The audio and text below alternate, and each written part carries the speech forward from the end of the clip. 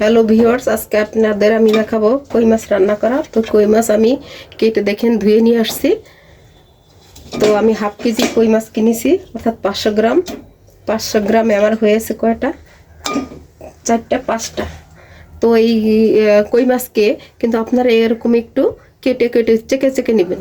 একটু চাইকে নিছি, অর্থাৎ এরকম যদি একটু কেচে কেচে নেওয়া হয় তাহলে কিন্তু হলো ভাজার সময় হলুদ, ঝাল, মরিচ এগুলো ভালো মশলাটা এর ভিতরে ভালো করে। তো এখন আমি এই কই মাছগুলোকে একটু ম্যারিনেট করে নেব। তো হলুদ হলুদ দিয়েছি, একটু লবণ দেব পরিমাণ মতো, হালকা একটু ঝাল দেব, শুকনো ঝাল। এটাকে আমি এবার মাখাবো। এরকম করে মাখাচ্ছি যাতে ভিতরে ঢুকে যায়। এখন আমি 2 মিনিটের জন্য রেখে দেব এটাকে। এবার আমার 2 মিনিট হয়ে গিয়েছে ম্যারিনেট করা। এবার আমি ভেজে নেব। তো এবার আমি তেল দিয়ে দিচ্ছি ভাজার জন্য।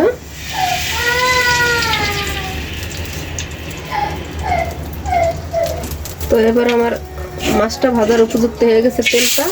তেলটা কিন্তু একটু বেশি না হলে, তো প্রথমে একটু বেশি করে আঁচ দিতে হয়।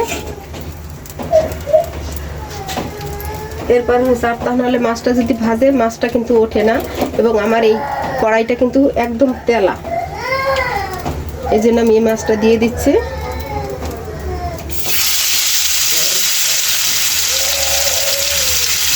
দেখুন কত সুন্দর একটা।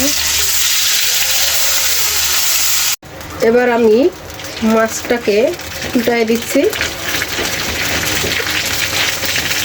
দেখুন কত সুন্দর একটা কালার আসছে, মানে সুন্দর কালার আসছে, ব্রাউন কালার আসছে। এবং এই যে মাছ যে আমি কাটেছিলাম, কাঁচা কাঁচা করেছিলাম, ওইগুলো ভিতরে একদম ঢুকে গেছে সব কিছু।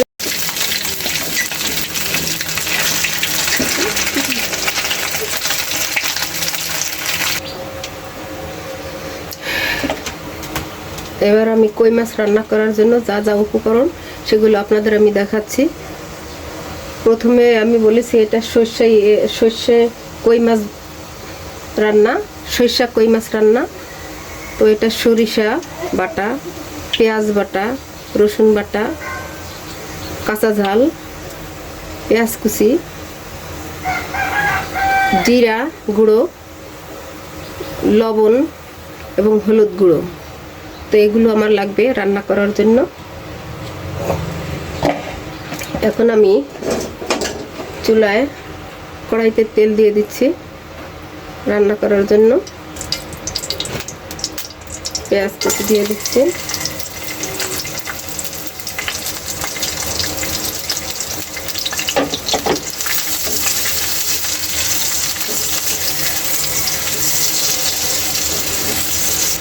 এরপর আমি দিয়ে দিচ্ছি কাঁচা ঝাল। কাঁচা ঝালের তরকারি খুবই ভালো লাগে, বিশেষ করে কাঁচা ঝালে গ্যাস কম হয় এবং কাঁচা ঝাল ভিটামিন সি।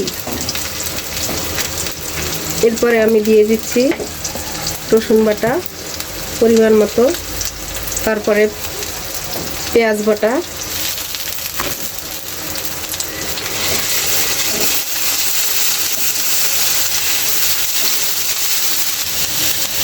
এরপরে আমি দিয়ে দিচ্ছি হলুদের গুঁড়ো 1 চামচ, একটু লাগবে 1.5 চামচ, জিরার গুঁড়ো 2 চামচ,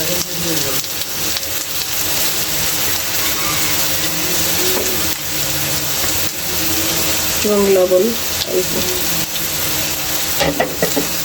এবার আমি নেড়ে চেড়ে নিচ্ছি।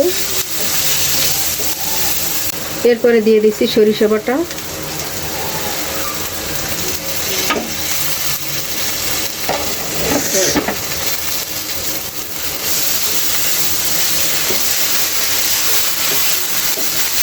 সরিষা বাটা খুবই স্বাদ লাগে এবং টেস্টি। আপনারা এরকম করে ট্রাই করে দেখবেন।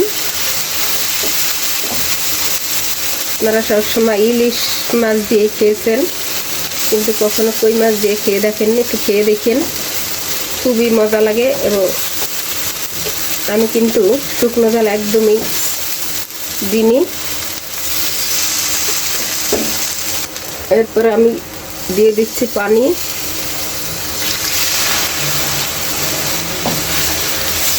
পানিটা আপনি পরিমাণ মতন দেবেন, যে যেরকম ঝোল খান। তো আমার মনে হয় বেশি ঝোল না রাখাই ভালো, মাখা মাখা থাকবে, হালকা হালকা ঝোল থাকবে। দেখেন কালারটা খুব সুন্দর আসছে। একটু বলক না আসা পর্যন্ত একটু ঢেকে দেব। পানিটা একটু গরম হয়ে গিয়েছে, এবার আমি উঠিয়ে দিচ্ছি। এবার আমি একে একে কই মাছগুলো দিয়ে দিব।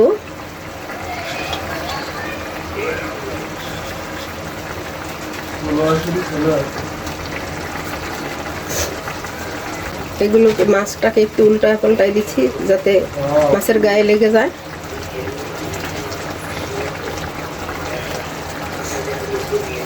আপনারা এরকম করে দেবেন। এবার আমি হালকা একটু ঢেকে দিচ্ছি। আসলে মাছ বলেন আর তরকারি বলেন, সব সময় কিন্তু লঘু পাকি খেতে হয়, গুরু পাক খেতে হয় না। অর্থাৎ আমি মশলাটাকে কিন্তু বেশি ভাজিনি, মশলা অল্প ভাজলে ন্যাচারাল একটা ঘ্রাণ আসে। দেখেন এই মশলাটা যত ভাজবেন ততই কিন্তু আপনার গুঁড়ো হয়ে যাবে, অর্থাৎ গুঁড়ো পাক। ওই মশলাটা ওরকম করে ভাজলে অনেকের এই গ্যাস ফর্ম হয়। তো আমি অনেক কম ভাজি, অত মশলা আমি ভেজে নিই না। মশলা ভাজলে সব তরকারিতে মশলা ভাজতে হয় না, তো সেরকমই আমি ভেজে নিয়েছি হালকা করে। দেখেন কালারটা অনেক সুন্দর আসছে, একদম হলদে কালার, সরিষার কালার।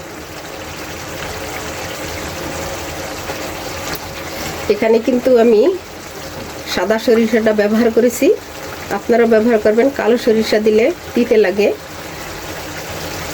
তো আমি এই জন্য ব্যবহার করিনি। তো আমার ভিডিওটি যদি আপনাদের ভালো লেগে থাকে তাহলে অবশ্যই লাইক করবেন, কমেন্ট করবেন এবং সাবস্ক্রাইব করে আমার পাশেই থাকবেন। তো আবার অন্য কোনো ভিডিও নিয়ে আপনাদের সামনে আমি আসব। তো দেখা হবে অন্য কোনো ভিডিও নিয়ে। খোদা হাফেজ।